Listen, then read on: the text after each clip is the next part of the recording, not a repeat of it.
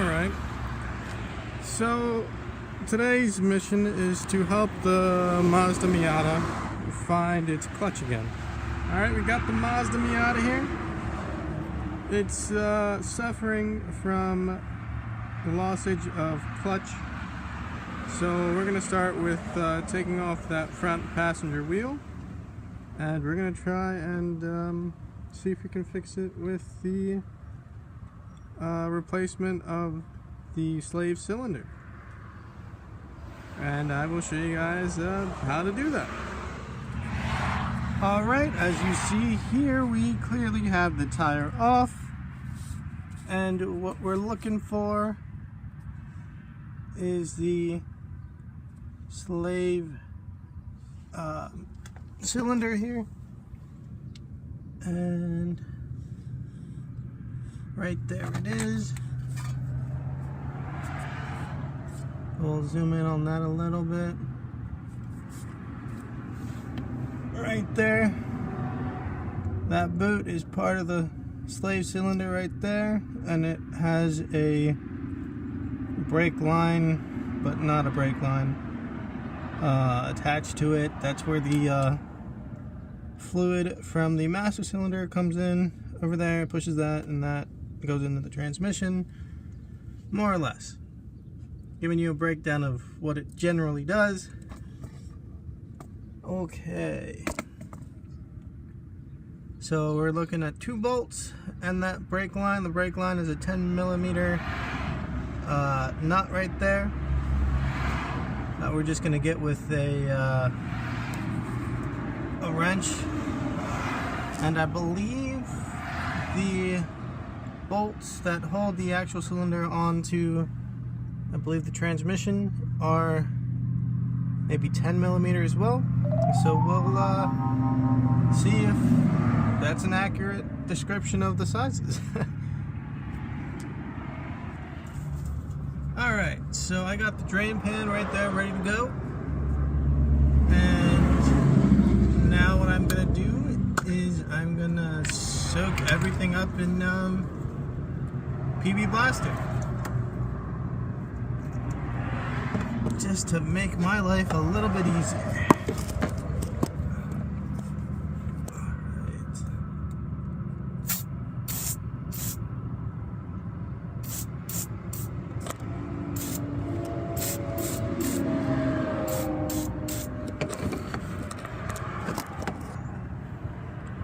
Alright, so we'll let that sit for a couple minutes. Maybe do another shot or two. Now we're gonna take off the brake line first. And let's see how I can do this with the camera here.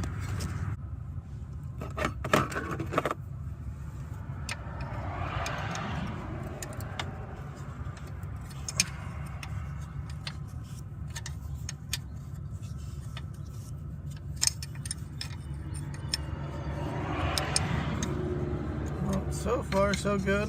If you see there, it is coming out.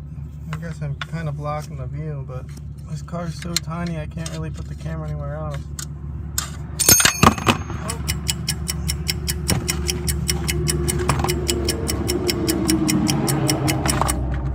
I usually have bad luck with brake lines, although this technically isn't a brake line, but normally they break on me. I either round out the head of the nut or the bolt that goes here, or I twist it too hard and the line snaps. But so far, so good.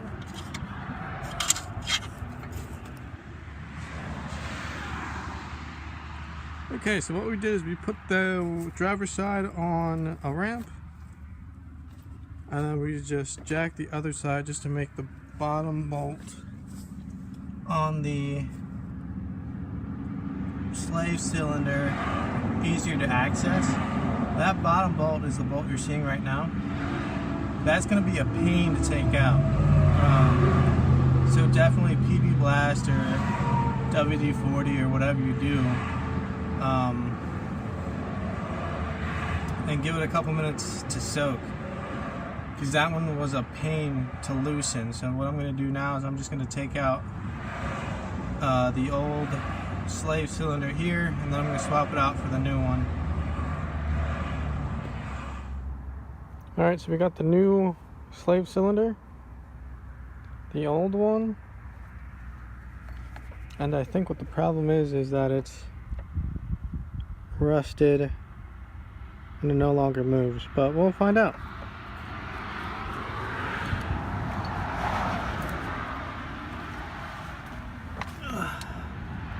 So all we're gonna do is basically reverse order of how we took it out. We're gonna put the 11 meter bolts, I'm sorry, 12 millimeter bolts. These aren't 10, these are 12. The bolt for the brake line is 10, or for that clutch line. So we're gonna put the bolts in first, and then we're gonna tighten the line that carries in the clutch fluid, which in the Mazda Miata is a brake fluid. So it's basically a brake fluid, but it's not. It's for the clutch. Anyway, I'm gonna go do that and be back. Alright, I just wanted to show you this one point here. This is the old slave cylinder. It has no resistance. It doesn't bounce back into place. It just kind of stays there. The new slave cylinder, I'll try to do it one-handed here. You can actually push down on it, and you see the boot compresses. Right there, you see the boot compresses, and it bounces back. So this may be our problem. Alright, we've got the new master cylinder in place there. We're going to tighten the 12 millimeter bolts, which I believe the correct foot-pounds of torque that goes on that is between 8 and 10. I'm fairly confident I can get it to the correct foot-pounds of torque that I need without the torque tool. So I'm just going to tighten them down, and then we're going to do the line next. Alright, right there we see the new slave master cylinder in place. The line going to it is tightened. Everything's tightened down. Now what we're going to do is we're going to go fill up the master cylinder with fluid. Alright, so we see here we got our .3 brake fluid, which is what this Mazda Miata uses to operate the clutch.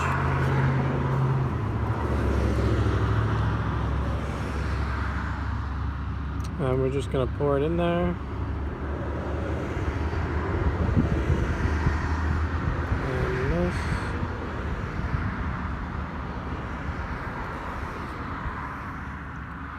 Alright, so we're at the max full line, and now we're going to go step on the clutch. We're going to leave that open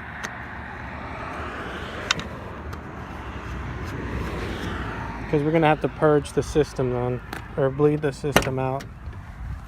So we're going to press the clutch about 10 to 20 times, or until it's firm. So there's 1, 2, 3, 4, 5, 6, 7, 8, 9, 10, 11, 12, 13, 14, 15, 16, 17, 18, 19, 20. Still not firm, so we're going to keep going. 3, 4, 5, 6, 7, 8, 9, 31, 32, 33, 34, 35. Okay, that's pretty firm now. If you see there, that's pretty firm. So now what we have to do is we have to bleed the air out of the clutch line.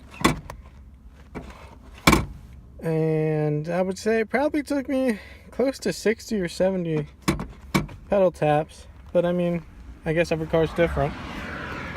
Alright. So to bleed this, unless you have one of those one-person bleeding machines, it's nice to have two people.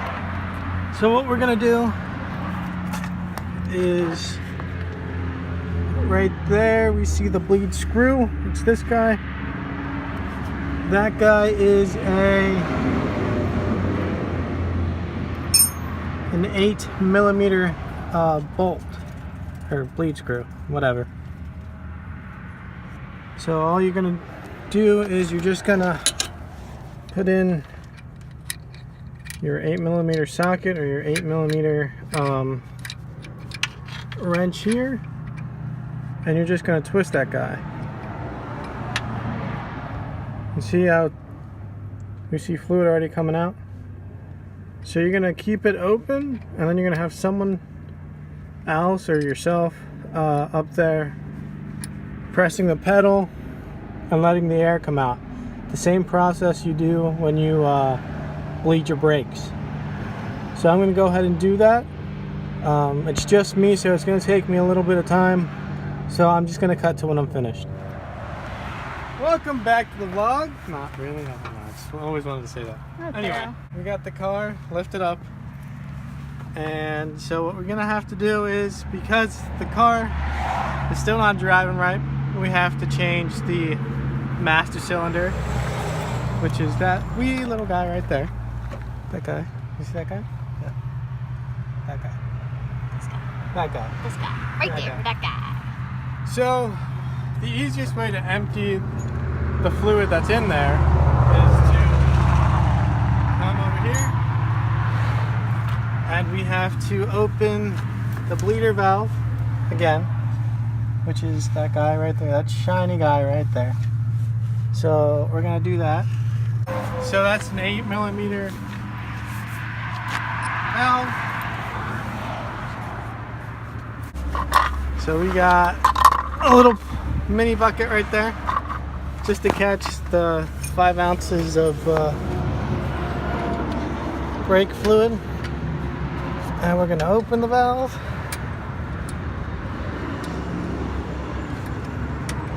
Right there, it's opened.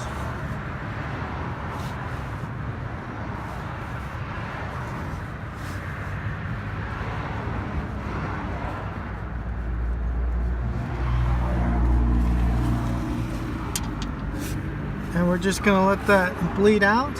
Are going to replace the master cylinder. So we bled out the system already. I already took the line out, and now I'm just gonna take the bolts out. So the bolts are 12mm, same as the ones on the bottom for the slave cylinder.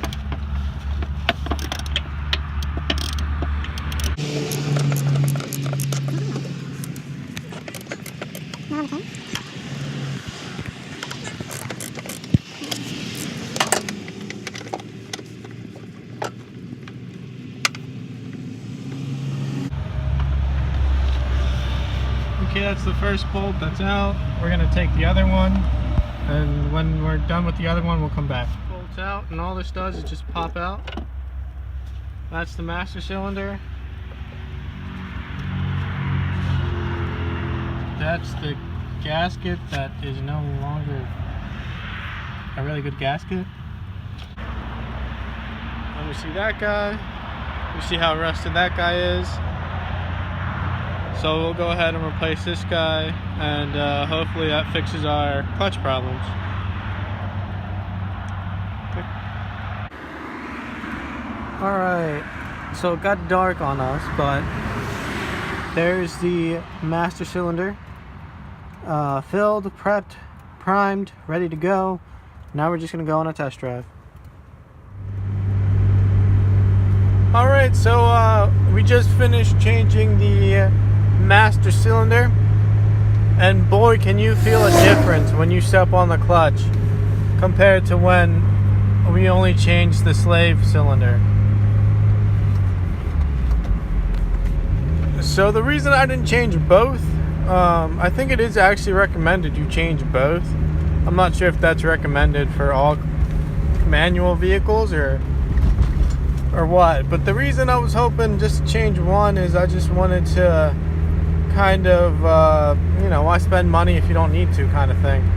But my recommendation to you guys is if you're just changing the slave cylinder, you might as well just go ahead and change the master cylinder as well. And the reason is because you have to bleed the system after you install either part, so you can actually get that out of the way when you install two and only get to bleed the system once. I had to bleed the system twice, but live and learn. So the problem after the install of the slave cylinder was that it was alright. It wasn't feeling quite confident. Like, it wasn't a nice stiff clutch. It was, sometimes it was nice and stiff, and other times it was kind of spongy, which made me think it might be the master cylinder as well. So we went ahead and changed that. This is off first, and it's that was a horrible shift, but it's very strong coming off the stop.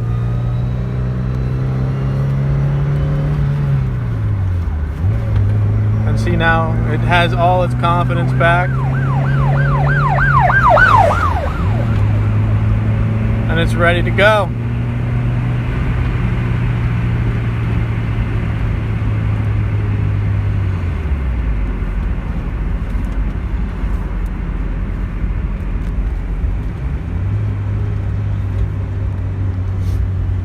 So there we have it.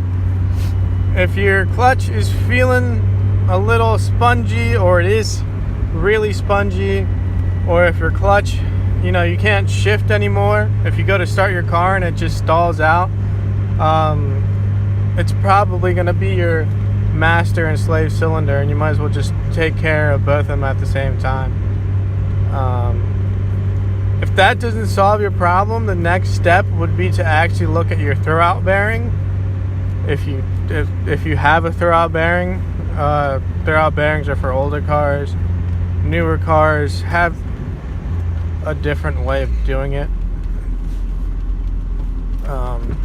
They're not mechanical like the old ones.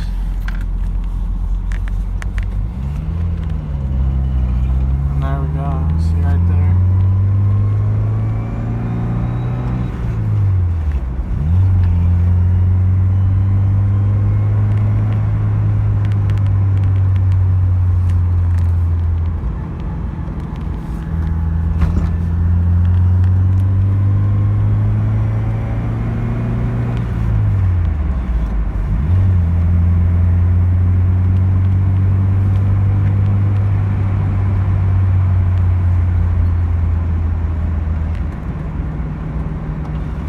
Got the Miata up and running.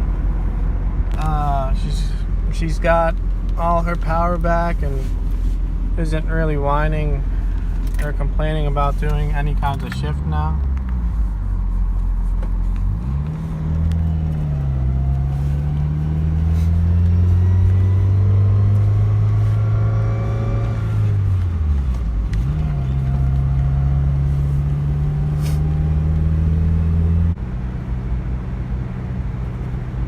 So another thing, when you're changing both these parts, you're going to have to do a lot of stepping on the clutch.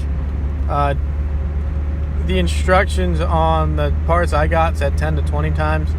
I did well over 60, 70 times for each part because I did them separately. So again, that was kind of a pain, and that, looking back, I would have changed both of them at the same time.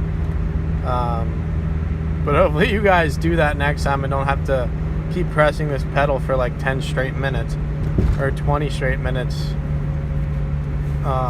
because I did it twice, so it was about 10 minutes each time. So that was 20 minutes just stepping on the clutch and just wasting time, basically.